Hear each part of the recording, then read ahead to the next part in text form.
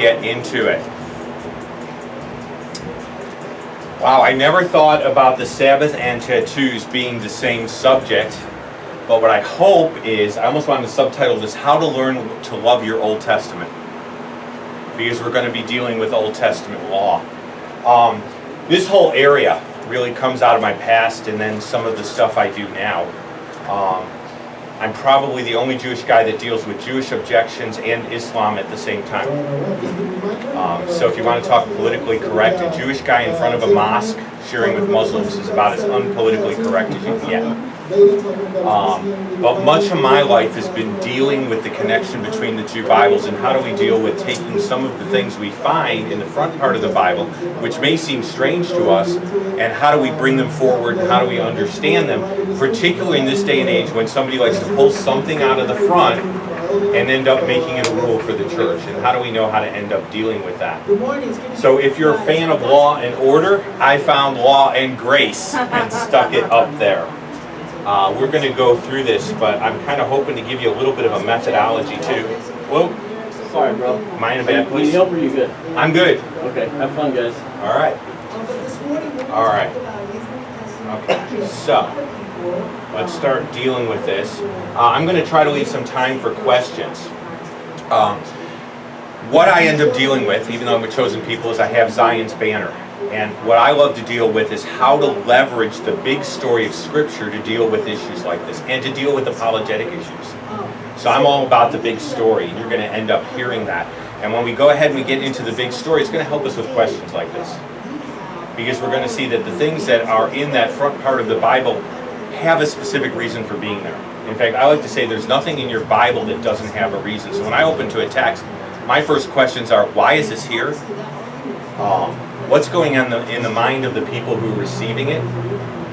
What are the surrounding issues that they may be dealing with? And I try to deal with that.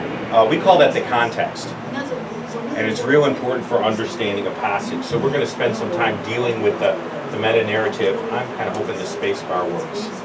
First of all, I've got to introduce you to some terminology that you might not be familiar with. How many of you have heard the term Torah?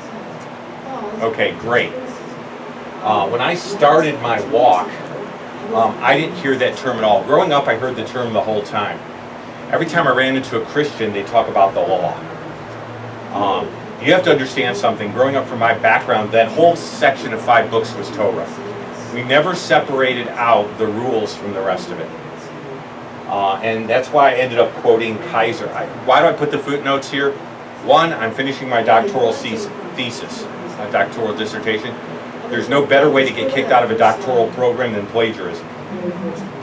2, I don't want you thinking these are my ideas. Because there are smarter people than me around, and I want to introduce you to their books. So you get a hold of a book called 5 Views of the Law and Gospels. It has 5 different views in it. Now guys, I don't mind reading books like that because I like thinking through all the views. If you just want the right view, then you can't go to 5 Views of the Law and Grace. You got to go to the right view of the Law and Grace. But I like interacting with different people. Walter Kaiser is a guy that interests me because he's an Old Testament professor. And he talks about the word Torah, and it actually means to throw. You know, it comes from yara, which means to throw or to cast. It's like you're throwing it. This is like so in the hood. You're like throwing out information. Okay? And so the word Torah actually comes from that. And for Jewish people, it's kind of the whole thing is a story. If you look at the laws in your Old Testament, you will notice, with the exception of Leviticus, that they're all surrounded by story. Have you ever noticed that?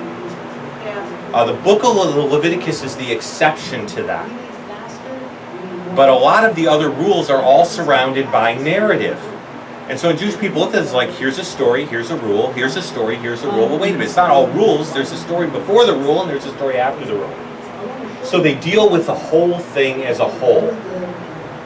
Now, you read James, whoever transgresses in one part of the law is guilty of all, right?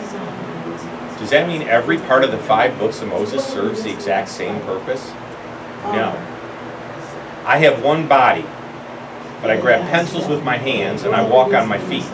It's one body, but there are different functions. God is creating a nation state to worship Him. So when He gives them this instruction, it's a constitution also. And so we've got to understand what people are getting. Because when we open to the New Testament, it's really written to something incredible that was never seen quite the same way. You are all sitting from different backgrounds, but in ancient Israel you had an actual nation and you had a nation state. And so there's slightly different functions. There are the rules around worship. Those are the ceremonial law. They answer the question, how do we function as a worshiping nation or people? There are the moral rules. How do I conduct myself before my God? And how do I conduct myself in community? Then there are civil laws. We have those. We have traffic lights. By the way, I do not like getting onto Indian School Road. Okay? Definite need for traffic signals there. But that's what the traffic signals do. Now, it's one law, but there are different functions, and that's going to help us, because when you're looking at a passage, you need to look at what function it serves. And that's going to help us with tattoos, because there's a background there in the Sabbath. So did God create a bunch of... I'm going to be interactive with you guys. Do you mind being I like asking. So when God gave the law, did he give them just a bunch of rules to be a cosmic killjoy? I mean, is that like the purpose? I'm going to arbitrarily set up rules that don't serve any purpose at all, but I just like to keep you guys under my thumb? Okay. Jesus talks to the Pharisees. If you recall the passage, he talks about the weightier things of the law and the lighter things of the law. You recall the passage? You should have done one without neglecting the other. I tell people, look, you can look at the front part. Those 5 books, according to Jewish people, contain 613 laws. By the way, I love using some of this stuff on the street. Someone says, you know, I'm righteous. I said, look, really? Really? You're really good with 613 laws? You can't keep 10. You can keep 603 more. And that's no problem for you. It's especially useful with like Hebrew Israelites and some of the legalistic movements. You're really telling me that you bring the first fruit offerings to Jerusalem on a regular basis? I'd like your frequent flyer miles. Seriously. You're really telling me, and I can get into the minutia of the law and say, this really works for you. The 2 greatest commandments. You guys have all had Sunday school, right? Give me the 2 greatest commandments. Okay, great. You're saying the love the God part. I can do that in Hebrew. It's part of the Shema. Okay? And love your neighbor as yourself. Okay. How do we like loopholes? Who's my neighbor? Does it sound familiar? Who's my neighbor? I'd like to rule out the guy next door with the crabgrass. I don't really want him to be my neighbor. Okay? The 2 greatest commandments are what I like to call the spirit of the Torah. They're like the key. They're like the core that everything else runs around. Your 10 commandments, it's going to be important for the Sabbath, are explanations of the 2. How do I love God and love my neighbor? The 603 explain the 10. So it took 603 laws to get an idea in these people's head, my people's head, as to what the 10 commandments ought to look like, and it took the 10 to give them some idea of what the 2 ought to look like. That's how complicated that gets. By the way, if you start making rules, when do you end up making rules? You end up making more rules to explain the rules. I mean, look at our tax code. I have to explain what a charitable contribution is. That's like 4.5 more pages to explain what everyone should understand. Why? Because if I'm not going to keep the rule, I'm going to look for a loophole. And if I'm going to look for a loophole, I need 4.5 more pages to get rid of the loopholes that I might think of. And so there's a hierarchy to this whole thing. And it's going to tie into bringing this forward into the New Testament. So I like to deal with methodology. If you know the method, sorry. Okay. So what do we begin with? Okay? We begin with the context of the verse. When you're talking about tattoos, this is where you get it from. You get it from Leviticus 19:26 through 28. So if someone's going to pull a legalistic maneuver on you and they're going to say, okay, you're not allowed to have tattoos, they're going to go ahead and they're going to pull this Old Testament verse out. I mean, that's what you're, if you're going to get into any of these two issues, you're going to have somebody pull the verse out.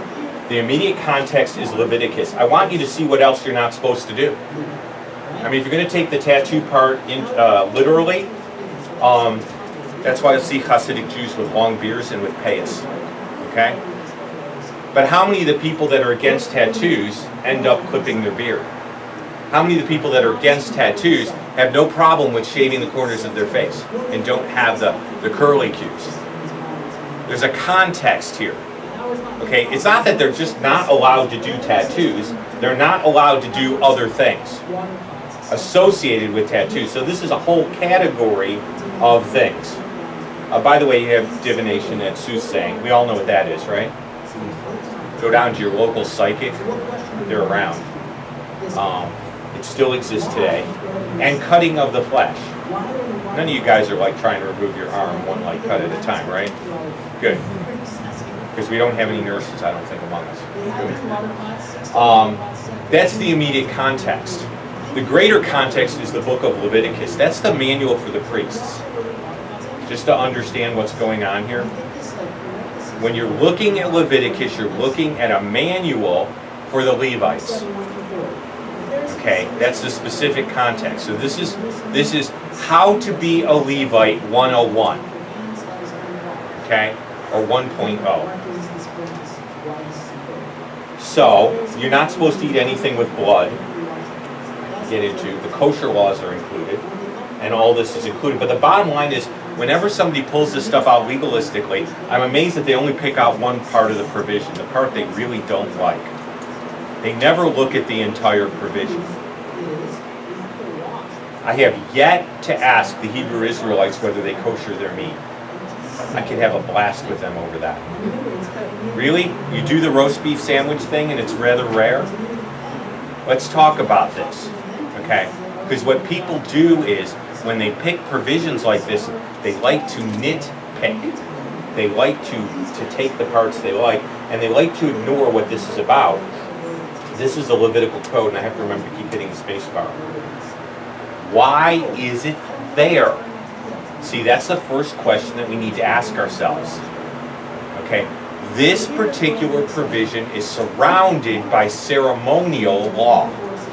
It comes right in the middle of the sacrifices, it comes in the middle of the national calendar, it comes in the middle of the dietary laws. Why is this there? What is God trying to teach in this setting? Because I believe that God spoke to real people in real ways, in real circumstances. So I want to know what he's saying to them before I know what he's saying to me. That's just good, solid Bible study. Israel is surrounded by pagan nations. What happens when you're surrounded by bad boys on the block? You pick up their habits. And Israel had spent 400 years learning paganism from the Egyptians. Man, they had a crash course. They were surrounded by paganism. And understand the ancient world. See, in the ancient world, the person who won the war, their God beat the other person's God. So you got 400 years of the Israelites being told, hey, your invisible God, like Ra beat him. That's why you're slaves here. Get it through your head. Our gods are bigger than your gods. That's the whole point with the Exodus. I will execute judgment on the gods of Egypt, it says. I said, okay, enough of this. I'm going to demonstrate for my glory that I'm bigger than Ra. I know, I'll create darkness. You worship frogs, I'll show you I'm bigger than the frog god. Okay, you worship Anubis, I'm taking on Anubis. I'll tell you who's in charge of life and death. That's the way it is. So they come out of this pagan environment and they meet other pagans. These are new pagans. These are the Canaanites and the Sidonians. And they would disfigure themselves to get the attention of their God. I'm going to show you a passage where this really figures in.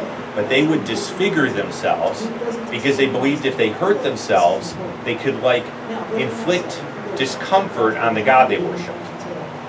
I mean, that's their whole mentality is, I manipulate the deity I worship by doing ceremonial things down here, and that forces the deity up there to do certain things. So, by the way, people still use God as a luck charm, don't they? It's the same pagan mentality. When I try to use various means to manipulate deity, I'm actually engaging in magic. You realize that? If you ever want a definition for magic, it's manipulating deity through ceremony, words, or some other means. Because true deity, our God, is not manipulatable. Okay? So they ended up doing this, and they would abuse their body, and they would do all this. The Old Testament, and I'm going to call it the Hebrew Scriptures. You guys mind? Because I still consider it fairly, I'm getting old, and I don't like to think of it as the decrepit Testament. So I'm going to go ahead and call it the Hebrew Scriptures. God said our bodies are important. Just to let you know that. It's one of the reasons I work out and avoid insomnia, because it just doesn't do me a lot of good. Let's go to 1 Kings. Now, for those of you who want to open your Bible, that's okay. It's sitting you in the face. If you have the magic tiny electronic phones, I've got my Greek and Hebrew Bible in here. I torture pastors by opening up to the Greek and Hebrew and English and following along. I'm terrible. But you go to 1 Kings 18, 26 through 28. This is the big showdown between Elijah and the priests of Baal. Just to let you a little know, Baal was real big in Canaanite worship. There were different versions of Baal. Okay? Baal was a fertility god. Okay? Understand, when you're looking at the things that go on for plagues in the Old Testament, they're always designed to display the glory and greatness of our God over false deities. So when Elijah says, no rain, he goes to God, he says, okay, now I wasn't there. Okay? But essentially, God told Israel in Deuteronomy, if you worship another god, I will make with the heavens like brass. Forget rain. Okay? So that's all Elijah has to do is remind God, hey, look, remember the covenant? You said if these guys get out of line, you're going to end up teaching them, spank them by making the rain disappear. Baal's the rain god. I'm asking you, Lord, to glorify yourself by demonstrating your power above Baal and disciplining the Israelites as you promised in Deuteronomy. Go for it. And that's essentially what's happening here. So now there's this showdown. By the way, the person who brought Baal worship into Israel really strong was Jezebel. She was Syrophoenician, that was her god. She said, great, I married your king, now I'm going to mess with your worship. I want Baal to get equal representation. And so she brings Baal in, and so Elijah's going to take on Baal. Time for the rain to stop. Now we're going to have a real showdown. Baal up front versus the God of creation. So the priests of Baal, they take the bull, they prepare it, they call on the name of Baal from morning until noon, saying, Baal, oh, hear us. That's got to be real boring. Like 4 hours of Baal, oh, hear us. Yay. I don't know if it had a tune or not. No voice, no one answered. Go figure, right? They leaped around the altar which they made, and so it was at noon that Elijah mocked them. I'm sorry, the Bible allows for sarcasm. Okay? I had a lady tell me once that sarcasm was ungodly. No, ungodly sarcasm is ungodly. Check this out. Cry aloud, for he's a god and he's either meditating or he's busy. I mean, how incredibly insulting. Maybe he's on a journey. Perhaps he's just not home. Maybe that's why he's not visiting. Perhaps he's sleeping. He just slept in. And they cried aloud. Look what they do. They cut themselves, as was the custom, with knives, as was their custom, with knives and lances until blood gushed out. That goes right back to the injunction that deals with tattoos and deals with cuttings. The background of this is, this was standard pagan practice to get attention of our God. If I hurt myself, if I mark myself, my God has to pay attention. I'm getting his attention by doing these things, and then he has to do what I say. Manipulation. That's the background of this scene. Now that's going to help us because we need to ask the question later on, is what we're talking about the same thing that what they're talking about? Okay? But I'm not going to go there yet because that'll shorten my... Now someone would say, you know, that doesn't happen anymore. Okay? Actually, I have a missionary friend I've seen grow up who's going to Papua New Guinea. They like doing cool things like manipulating noses and ears and all sorts of things. They are doing it for pagan reasons. There's going to be a difference between what we're doing, but they're actually doing it for pagan reasons. So if I'm a missionary to Papua New Guinea, I might say, this is not cool because it invokes foreign deities. We're talking about synchronism here. It was originally with New Tribes. Now he's with another related ministry called Finisterre. All right, so when I walk into a culture as a missionary, I have to ask why the practice is there. Because the practice could be fine, but what it's associated with could not be so fine. You see what I'm getting at here? That in some places in the world, the question is entirely different than it is for us in this room. Because for those people, they still have Baal-like deities and tree deities and leaf spirits and all sorts of things that you and I would just sort of laugh at. And they're still into animistic religion. So it's just to understand that what we're talking about in this room is a Western, sort of more of a question than it would be for a missionary to certain other countries. A friend of mine had to deal with the issue of worship days and Buddhism. Could his saved Japanese people go to a Buddhist funeral where they had to offer incense to Buddha, even though it was a relative's funeral? Imagine the social implications of that in Japan. So these questions come up, but we're dealing with them one way. Understand that in a different culture, there might be connotations there that we've never even thought of. Okay? This is an urban apologetics conference, so we're dealing with urban. By the way, chosen people look at me and Dr. Glazer would say, you're not wearing a suit and tie. And he'd pull me aside. You know why I'm doing this? This is as close to the Jeff, like, New York, Chicago look as I can get. Okay? Except 20 years ago, I would have had this really nice Jew fro under the hat. But now it's just, it's thinning.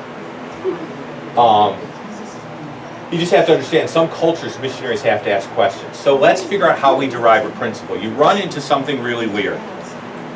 Okay? Like, your wife needs to sleep in a different room during certain times of the month. I'm not going to get graphic, okay? We got to keep this PG-13, right? And we got to deal with that whole thing. You run into those weird laws. What do? Precept, principle, attribute of God. Okay? You start with a principle. I look at that law and I say, okay, what was that law doing at that time? Okay? Then I look for a precept. The precept, in the case of separating husband and wife and what you could touch and what you couldn't, was purity. How do you teach a desert people about purity? You use concretes. We homeschool. We had these things called Cuisinart rods. Okay, I remember using Cuisinart rods to teach my kids to add. And 1 + 1 is pretty abstract for a kid. 1 rod plus 1 rod. Okay, kid, count. How many rods do I have? 2. Okay? And they could grasp that.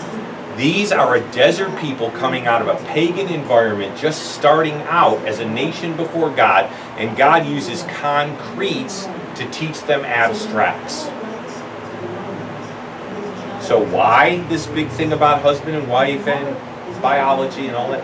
Because I want to teach you what purity looks like. You don't know what purity looks like. You don't know what holiness looks like. I need to give you a picture. By the way, Hebrew to this day is very pictorial. The word holy, kadosh, means to be separated. They could understand separated. So I'm going to give you this rule about your conduct in your household and certain biological things to teach you about purity. That's the precept. Attribute of God is holiness. He is pure. Okay, I got some parents in the room. You tell your kid to clean his room, her room. The child says, why? Right? Yes. I did it. Okay? My dad said, because I told you so. Well, that's great until I turned about 17 and I started being taller than he was or something, right? Then because I told you so, it should biblically work. But the height difference is decreasing. So is the strength difference. Okay? So what's the precept? The precept is our God is a God of order. So what I'd say to my kids is your behavior tells the world something about God. Are you sending the right message? Clean your room. Why? Because our God is a God of order and your room does not reflect Him. Principle, precept, attribute of God. Everything is tied to who God is, and we are to be image bearers, so we're to reflect Him. Morally, we don't get the omnis. I don't get to be omnipresent. I don't get to be omniscient. I don't get any of the omnis. The omnis belong to God. Okay, but morally, we're to reflect Him. So as you're looking at these laws, you try to derive what is God trying to teach these people? What's this about? And then you look for a precept, then you tie it to an attribute of God, and then you're going to see those things are what carry over. The attributes of God and our image bearing always carries over. What was the function of the law? Now, I know people would say to reveal sin, and I think that's part of it, but they also needed a guardian. Sinners, they already knew how to be. I didn't teach my kids how to fight. I didn't teach them how to say, this is mine. I love it when secularists tell us that humans are basically totally good. I mean, I laugh. I'm the father of 5. When did I ever teach my children to fight? Do we have fighting lessons? Like, this is how you fight with your sibling? Please practice this. You know, I didn't have to do any of that. I never had to teach my kids to say, this is mine. They got that down pretty quick. And they're good kids. They're all walking with the Lord. They're all extremely devoted. They're all, my oldest daughter, we talk theology all the time. The people needed a tutor. Remember, they left Egypt with a promise, right? I will take you to the land that I promised. I will give you that land because I promised your fathers. You know what happens if you give people a promise and you give them no boundaries? You ever tried that? What do people do? They tend to take advantage, don't they? That's exactly what Israel would have done. We've got this unconditional promise. Cool, we can do what we want. Excellent. So God created boundaries, and the law provided that. Therefore, the law was our tutor to bring us to Christ that we might be justified by faith. Let me introduce you to the word guardian. See that? One side's the Greek, so all you Greek experts can enjoy the word pedagogos.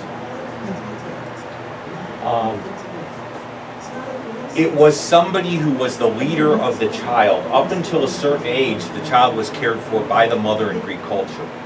At a certain age, the child was turned over to what was called a pedagogos. It comes from 2 words. One is child, the other is leader. The child leader. He was someone that made sure that the kids made it to where they were supposed to be. They didn't get in trouble with anybody along the way. They behaved themselves and they acted politely. So, whatever politely looked like in Roman society, okay? But they didn't go, like, throw stones at a gladiator or something really stupid. And that was the pedagogos' job. He watched over the child until the child became of age of majority. So you have the one who is the child guardian, kind of like the Greek version of a nanny, right? And that's what the pedagogos did. So let's go back to Paul. The law was a nanny to lead us to Christ. And notice the until. Until means something ends. Boy, can I get in trouble with a lot of my fellow Jewish believers. Because they would say, wait a minute. There are a lot of movements I don't like. Okay? It's a temporary position. No child stayed under the nanny forever. No 23-year-old Roman centurions were followed around by the nanny. It didn't happen. We're no longer needing a pedagogos. Paul uses this analogy because the pedagogos has a temporary function. Okay? That role of the pedagogos is gone. I have adult children. They get to make decisions. Okay? At some point, I started giving them more and more authority to make decisions as I saw them maturing and growing. You get real problems if you don't do that. You get the 30-year-old that does not know how to tie his shoes. Okay? You do not do that sort of thing. When my child reached a certain age, I realized I still had the power of counsel, but I did not necessarily have the same authority. I'm still the father, but this is a grown child, and at some point, they need to learn to walk with God and make some of those decisions, or they will never learn to exercise discernment. Paul uses that analogy for a reason. Everybody who gets the letter to the Galatians understands the analogy. I like Dr. Michael Brown. He has a 5-volume set. It was 4, it's 5, called Answering Jewish Objections. If you want to know every Jewish objection that I grew up with, you can see a bunch of them. It is an incredible volume of books. The cool thing is, Michael Brown is also a Jewish believer, and he had the guts to say this. The Torah had a determined task to guard and protect the people under the law until the Messianic era. Did you guys know you're living in the Messianic era? We can debate about how far we are in the last times, but the bottom line is everything changed. We entered a new epoch. When Jesus came and died and rose again, and the church gets off the ground, we entered a new epoch. We are in the Messianic era. And so, until the Messianic, in this post-Messianic period, the Messianic law holds sway, and the time of the guardian is past. I believe that there is a law of Christ, or a Torah of Messiah, that really helps me. And that's really key. Whose authority are you under? Moses was wonderful. He was great. Read the book of Hebrews. Who's my leader? I'm under Messiah. I am crucified with Christ, nevertheless I live, but not I. He lives in me, and the life that I now live in faith, I live in faith in the Son of God, who loved me and gave himself for me. The first verse I ever memorized out of an APPAC. He is our authority. Is Moses still our authority? No, because one greater than Moses has come. And so that's what Michael Brown's pointing out. So how do we deal with this issue? I'm going to take you to Romans 14. Because I want you to have a way of dealing with these types of issues. You think the early church agreed on every stylistic thing in the world? All of those different types of people? Do you even think that Romans and Jews who came to faith agreed on everything? And there were battles. What do you mean you're having the church supper with the pork loin at the Church of Rome? Wait a second now. You can't do that. Now you've got to fight. The Roman Christian is like, well, why should I be at all sensitive to that? And the Jewish Christian's like, well, why in the world aren't you being sensitive to that? And so we get to Romans 14.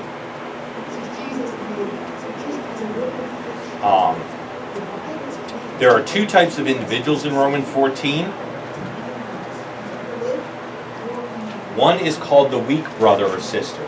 That means they can't lift a lot of weights. No, that's not what that means. Okay? This is the brother or sister that is sensitive to some things that I'm not.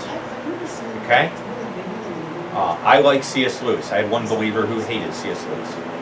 Chronicles of Narnia was the bane of her existence. Okay? She was sensitive to something I was not. These are areas where there is no clear command or specification. I want to be clear. When God says something you can't do it. But God did not tell me what color socks to put on. There are those sorts of areas where we actually have to use some love and judgment. So receive the one, lambano in the Greek, receive the one who is weak in faith, but not to dispute over doubtful things. So Paul's saying, look, in the areas where there is not a clear thing, in the areas of sensitivity where I may have a conviction you don't share, but there is no clear command or injunction or principle, we need to extend grace and the love of Christ. We need to receive each other. He who believes he may eat all things, but he who is weak eats only vegetables. What does that mean? That means you have individuals who feel it's wrong. I'm standing in a line once at a church supper, and somebody, had the beef option or the pork option. I said, you don't mind if I have pork? I said, no, I respect your awesome freedom in Jesus Christ. I'm going to use my awesome freedom to take the beef. That's what we're talking about here. Both parties have freedom in these areas. Let not him who eats despise him who does not eat. Let not him who does not eat judge him who eats. So here we are with these situations with disputable matters. Now when people get a tattoo today, I hope they're not doing it for Baal. Okay? I'm still down on Baal worship. Okay?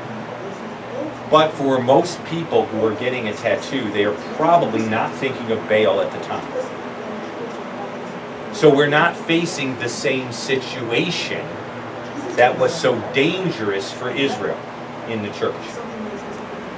If anybody starts teaching in a church and they get up and they start invoking Baal and cutting themselves, I think they're out of leadership. They've got some major problems, right? Right. But the strong brother or sister would have no conviction in this area, or they would have resolved it in their own hearts. The weak brother or sister will see that and have a problem with it. What's my responsibility as one or the other? Well, if I'm the weak brother or sister, I don't get to impose my personal conviction on you. If I'm the strong brother or sister, I don't go out of my way to tweak you. Hey, look at this. Watch me chew on this. Okay? I don't go out of my way to push you in a place that's going to violate your conscience. Both parties have a responsibility to each other. In the area of tattoos, I'm a Romans 14. Okay? Some people will be offended. They're the sensitive or weak brother or sister. Some people will not have a conviction in that area. They're the individual that does not have a sensitivity in that exact area. Both parties need to learn to love and respect each other. That's the basis of Romans 14. Are you allowed to have tattoos? Well, you are allowed to have tattoos. I don't have any problem. Everybody who has one, that's fine. You are using your awesome freedom in Jesus Christ. I use my awesome freedom to stay as far away from needles, even at the doctor's office. Pointy objects do not go near me unless I give blood. Okay, that's an exception. I look away, I go squeeze. Okay, great. I love donating blood. I have a rare blood type. I never watch the needle go in, because then I would pass out. But I'm cool. Once it's there, it's like, all right. Just be careful. Not everything you can do, you should do. The most mature thing a Christian can learn is, I can do many things that I ought not do. Virtue is not about doing what you can do. Virtue is about doing what you should do. That's the mature path. I need to be willing to limit myself one way or another for the sake of others. That's love. That's what Christ's love is all about. He emptied himself of his own independent prerogative. It's not a sin to have tattoos. Just be sensitive. Some people do have a sensitivity to it. Does that mean you get rid of your tattoo? No, it means you don't wave it in front of their face and say, hey, let me take you for one too. Okay? Because you just got to have one of these. Every believer needs to figure out whether it's profitable. Is it going to really be something you want to do? You don't have to do it. You don't have to not do it. But you may want to consider whether it's for you. Please don't put a tattoo, if you're a believer, of something that is totally anti-Christian. Okay? if you're a Christian, you don't want to get tattoos that says Jesus is not God. I mean, it's not going to help your witness. So you want to be a little careful of the content, okay? If you already have one, you already have one. Because some people got those when they were unsaved. I don't know what you do about it. But I do know you don't go out of your way to get a message on your arm that's going to conflict with your Christian testimony. Because you're just going to wreck yourself. Let's talk about something a little bit more. Okay? Sabbath. By the way, you get to see what Hebrew looks like. B'nai u'v'nechem l'dor techem. That's how it sounds. Speak to the children of Israel. My Sabbaths you shall keep. By the way, notice that Sabbaths is plural. I love it. Everybody who complains about the Friday to Saturday thing, they never pay attention to the fact that Sabbaths is plural a lot of times. You know? Like, hey, Hebrew Israelites, you doing Passover? How do you do Passover? Okay? A lot of times they don't pay attention to what they're really getting themselves into. By the way, if they could keep the 7, they'd still have trouble with the new month. Rosh Chodesh is the new month. We're going to see that mentioned too. I don't know anybody who keeps the new month thing, which I find really interesting. Let's just get straight about this. Who's our Sabbath, folks? Jesus. Jesus. Hebrews chapter 4. He is the personification. You know, I can say to somebody, look, if I'm resting in Jesus, I'm keeping the spirit of the Sabbath. Okay? Now, we can argue about what my Saturdays look like all you want, but the bottom line is I have entered into God's rest, even as God rested from his works. So whatever else I do or don't do, I carry the Sabbath with me. The Sabbath is now transportable. Isn't that cool?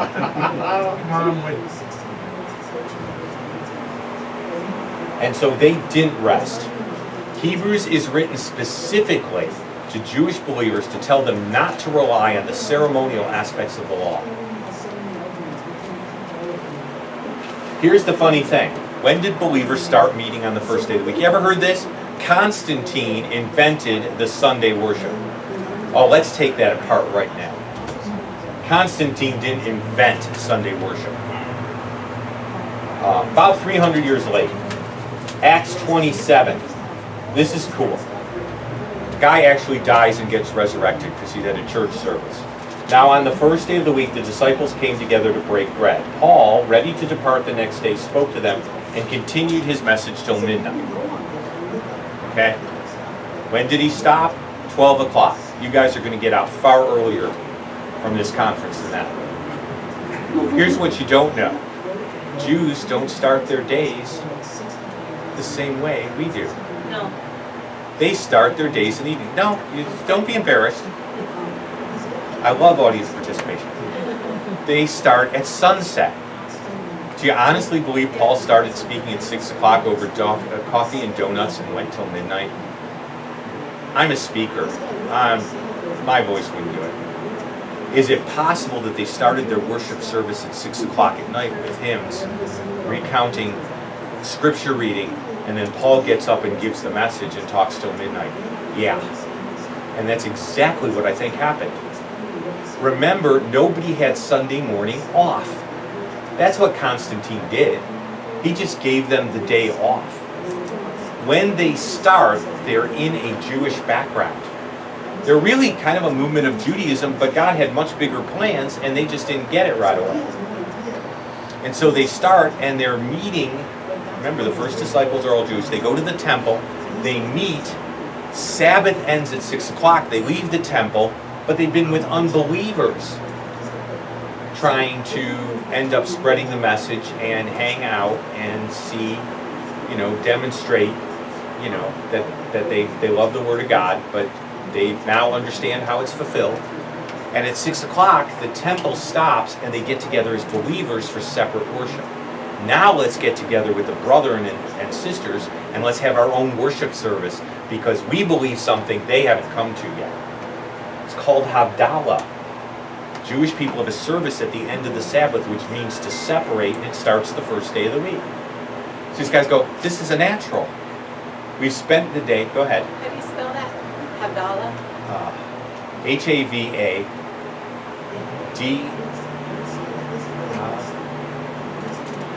Havd. Transliteration, the 11th plague. A-L-A, Doubt. A-L-A. Yeah, A-L-A-H. There's always A's. Havdalah. So they get together and say, hey, we need to eat. We've been at the temple. We need to worship Messiah. They're still worshiping, but they don't have Jesus. We need Jesus time. And so they got together. Paul ended up going there. And the way I'm viewing it is they didn't have Sunday morning off. So it was just a natural to worship into the night on Saturday, break up early Sunday morning and go to work. I don't know how they work sleep, catch a few hours in between. But that just makes perfect sense. There's no paid Sunday. That's what Constantine invented, is he gave off Sunday morning. Why? Because as Roman Christians come in, their day starts later. So worship slowly moves from Sunday, which is Saturday night, just the morning starts earlier, to later until eventually you get there. And both groups regarded themselves as worshiping on the first day of the week. It's just when they set their clocks. So it's the first day of the week, it's just earlier in the first day of the week or later in the first day of the week. It's kind of like, do you do your church service at 6 o'clock or do you do it at 9 o'clock? That's kind of the question that's existing. Okay? Just to let you know, that's the Havdalah part, but you need to understand some of the people hanging out with Paul actually were from a Jewish background. Not just Timothy, by the way. Tychicus, Tryphus, Gaius, Aristarchus, Sundus, they were all from that background. Okay, now let's talk about Colossians 2:16. The verse that every legalist who wants to force Sabbatarian worship hates. Let no one judge you in food or drink, notice this, regarding festival or new moon, that's Rosh Chodesh, or Sabbaths. They are a symbol of things to come, but the substance is of Christ. Man, I've heard every way to get around this verse. I'm misunderstanding Paul. Paul wasn't really inspired. I mean, I've heard it all. Well, no, I haven't heard it all, because someone will come up with something even more creative. First of all, Paul's writings are scripture. We know that.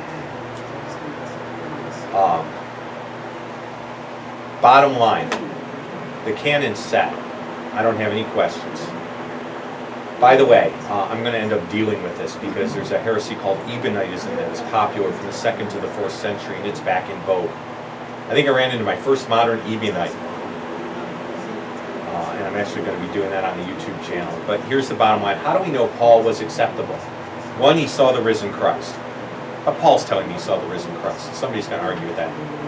He submits his gospel to the church at Jerusalem among those who walked with Jesus and saw the risen Christ. Do they have any problem with Paul's gospel? No. So the ones who walked with him, heard his teaching, and were intimately connected with him, ended up accepting Paul's gospel. That's another seal of approval. And finally, I know this is like really bothersome to some people, but the church actually had a good idea of what Jesus said. So they approved those books. Not in the 3rd century. They approved those books before. They just put them on a list finally and wrote them down. What was it? It was a while back. It was Dan Brown. It was just horrible. There was this ghastly movie that Tom Hanks was in, The Da Vinci Code. Oh, what ghastly junk. I loved it. There was a comedian show, and the guy said, hey, did the devil's people talk to your people, or how did this script work? Disastrous. Okay? Paul is an apostle. By the way, that's why he sticks an apostle of Jesus Christ, according to the will of, okay? He's establishing his authority. I can speak because, so what comes after this is inspired. Get the message? Okay? So what some people do is, this is a favorite, the Hebrew Roots movement, some of the bad parts of the Hebrew Roots movement do this. Paul is simply telling you, let no one judge you how you keep the Sabbath. See, it's an argument of how you do it, but everyone's still supposed to do it. W.A. Liebenberg out of Pretoria, South Africa pulled this. And he pulls it, and I'm writing my dissertation and I deal with Liebenberg. Let me help you with a little bit of Greek. I'm not going to give you a Greek class, but I love this. The let no one judge you is a negative command in the Greek. It's a negative prohibition, which means you're not allowed to let anyone judge you in relation to Sabbaths or new moons or festivals. Nobody are you allowed to judge you. There's no how about this. It's a clear command. I think we're getting near the end because someone else did a great job. The Old Testament commandment was uniquely tied to Israel as a nation. Believers started meeting on the first day long before 300 AD. Believers need to worship regularly, and you need to be at a congregation. Why? And people always do this. In Vermont, they loved it. I'm at deer camp. I can worship God in the woods, can't I? We all have spiritual gifts. You may not know what they are real well. Hopefully you are. Hopefully the church leadership is giving you every chance to find out what they are. You can't exercise your spiritual gift with a deer. Okay? You need to be among each other, because when you're not in your congregation, you're not just not worshiping yourself. You're depriving your brothers and sisters of your spiritual gift. You're robbing them. Don't do it. So hopefully that kind of helped you. I think we're done. I hope. Oh yeah, sure. I have a question. Sure. So with cutting yourself, because from different eras, different things have evolved. For instance, like my question I wrote down says, can cutting of the flesh, like cosmetic alteration or surgery, be considered? No, if I'm this? having my appendix out, it's not for bail. It's because I No, really. as in like cosmetic surgery. Oh. Like a lot of women will, the breast augmentations or the, things like that to make. There are some surgeries in which an individual is overweight and it's affecting their health. Right. Okay. If you're going to die because your heart's going to not be able to get blood completely to your body, that's like a really bad thing. Yeah. And so I'd look at that as a medical thing. The augmentation, the problem with that is how are you getting men to like you? See, I think there's a bigger problem there. You don't really respect yourself. So that kind of falls underneath the whole cutting stuff, because I know that's a big thing in our culture now of people altering their bodies to look better. Yeah, I'd say you might have a bigger problem with vanity. You probably have a bigger problem with vanity. You are going to look different at 60 than you did at 25, and that's just reality. And you need to understand that in a fallen world, our outward man is decaying, but our inward man is being renewed day by day. And so, here's the thing. If you're a believer, wait till your glorified body is going to be wonderful. Yeah. You're just a little too soon. If you're not a believer, you got other problems. The tattoos. Like I got a big pentagram on my chest, and I also got prison gang tattoos, and I travel a lot. So when I go to Northern California and they see Southern California, a pastor, believe it or not, a pastor got killed in Northern California for having the same tattoo. So my thing is it wise enough to get it covered, or what? You know what I mean? Because you know what? I've listened on the internet, on Facebook and stuff, and I've seen a lot of pastors that bash people that are getting tattoos. Yeah. Be pagan and to start put them down, but when I go to Northern California, the first thing they do is they look at all my tattoos, and then they see my hand. They're like, "Bro, you gotta leave, brother. You can't be over here up north." You know what I mean? It's not going to help you if you're going to witness in the territory you're not supposed to be. Right. I mean, if you're going to get yourself killed, do it for the gospel. Right. You know, and I'd say if that works, if that's like medically possible and it's going to allow you to go somewhere else where God might want you to visit, Right. I'm all for it. You know, depending on what that medically means. You know, but it's something to consider. You know, we all come from places. We all have stuff that we come into the walk with. And we just got to kind of weigh, well, you know, how do we deal with the situations that we enter into our Christian walk with? But it's not the tattoo itself is the problem. It might be that the message on the wrong side of town will get you killed. And that's kind of a different question for me. So, Where are you're broadcasting this? Aren't you putting it somewhere? I will be, hopefully, that actually took, and I'll be putting it on my YouTube channel. So you just go to YouTube and look for Jeff Cran. We don't have enough subscribers for me to call it Zion's Banner yet. The day that comes, I will actually go ahead and change it. All right. YouTube's got rules. Robbie wanted me to take notes because that was I was like, I'll just tell him to watch the video. I actually said I'll let the pastor know he can have the PowerPoint. Okay, I'll let him. PowerPoints are free. I will download it onto thumb drive and you can have it. Thank you guys for coming in. Thank you. God bless you.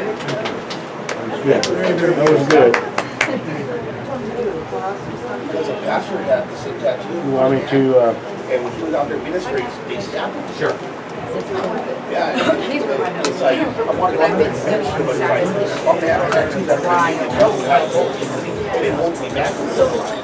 What I got from it, yeah, I got, you know, the 36. popes, you know, the auditors commissions, like, they have literally come out and said. I'm gonna get blasted right now. They have changed it, like this particular, where is that right here? They stated, we have power.